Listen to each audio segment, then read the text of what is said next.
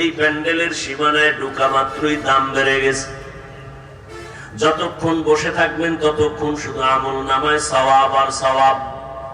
রহমতের নবী বলেন, ঘর থেকে কোনো গোলাম যদি বের হয় আলেমদের মজলিসে যায় মোলাকাতের জন্য, প্রত্যেকের সাথে আল্লাহ পাক 70,000 রহমতের ফেরেশতা দিয়া কাফেলা বানায় দেন। মজলিসটা বড় দামি, কারণ এই মজলিসটা আমার আল্লাহর মোহাব্বতের বন্ধনে আবদ্ধ হয়ে গেছে। বিড়ি টাননেওয়ালা যতই বিড়ি টানুক, প্যান্ডেলের সীমানায় এসে বিড়িটা ফালায় দিছে। কথা ঠিক নেই? যার বান্দা যত উল্টা পাল্টা করুক না কেন, গল্প করতে করতে এসে প্যান্ডেলের সীমানায় গল্প বন্ধ করে চুপ হয়ে যাও, বয়ান চলে। আপনাদের রোডের ভিতরে বাস গাড়ি চলে, এখন আছে কিনা জানি না, অনেক গাড়িতে লেখা দেখতাম ধূমপান নিষেধ, বড় অক্ষরে লেখা ধূমপান নিষেধ, আছে না নাই?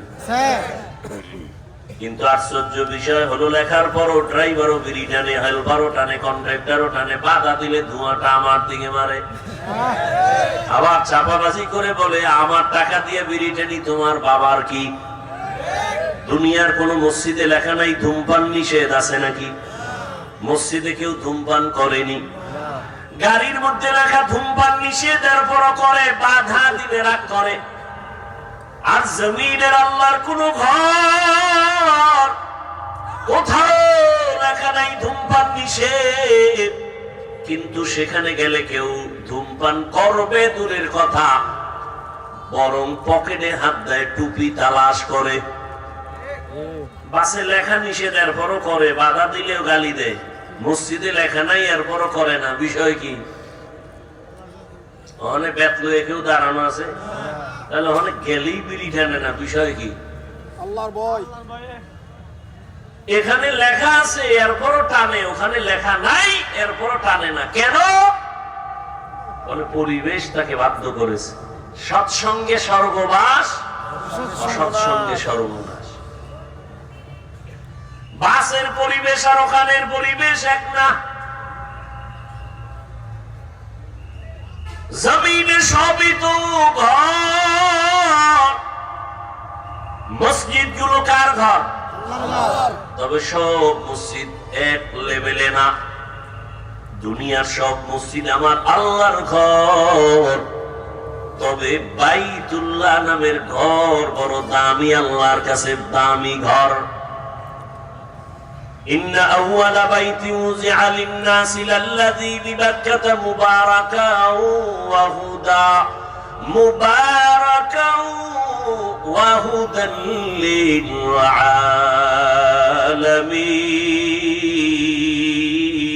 للعالمين। মসজিদ সব আল্লাহর ঘর, বাইতুল্লাহ সমান। কুমিল্লা মসজিদে যাবেন, বিশ্ব রোডে মসজিদে নামাজ পড়বেন, বাইতুল্লাহ সমান পাবেননি। বাইতুল্লাহ এমন একটা ঘর, যেই ঘরের সীমানায় গিয়া একবার আল্লাহ বলে ডাকবেন তো 1,00,000 বার আল্লাহ বলার সওয়াব। সুবহানাল্লাহ, সুবহানাল্লাহ। না সারাদিন বিড়ি ঢেললে সুবহানাল্লাহ কি বলে? আল্লাহ হেদায়েত দান করুন, আমিন। এই যে বাদামালা বললাম, কানে ঢুকে নাই? হ্যাঁ, আর আপনারাও কি খুব খাওয়ার শখ লাগছে না? জনমের মতো খান, খাইতে খাইতে ঘুমান, আবার উঠে খান, নফসে খাওয়ার মতো আছেই লাগাতার।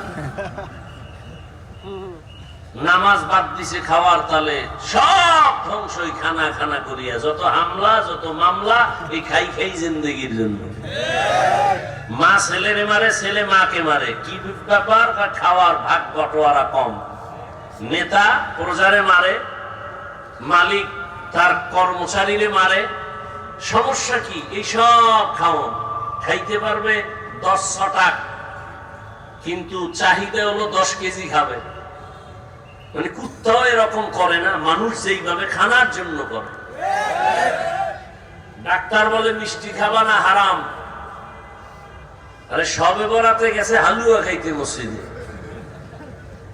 খাইতেই হতো, তাবারক খাইলেই মোবারক হয়ে যাবে। আর এই খাইতে যায় লাগাইছে কিলাকিলি, ভাগে কম হয়েছে এই জন্য। এরকম আছে না? ওয়াজ মাহফিলও খাওন, মোনাজাতের ভিতরে অনেক জায়গায় কমতেছে আলহামদুলিল্লাহ। মানে প্যাকেট করে রাখছে, হুজুর আপনি বড় মোনাজাত দিবেন আর ভিতরে মানুষ যখন হাত উঠাইছে কিছু দেওয়া লাগবে তো, আল্লাহ তো দিবে কিনা পাও সন্দেহ, আমরাই দিয়ে দিই মোনাজাতের ভিতরে প্যাকেট। এই যে মোনাজাত কবুল হয়ে গেছে, প্যাকেট পাইয়া লাইছি তেহারি। আর এই তেহারি লয়ে কিলাকিলি করে বহু মাহফিল বাদ হয়ে গেছে। আর এখন শুরুতে খানা শুরু প্যান্ডেলের ভিতরে। কি হবে এই ওয়াজ? দিলের মধ্যে ঢুকবে কি করে? অন্য ধান্দায় থাকলে তো বয়ানের রূহ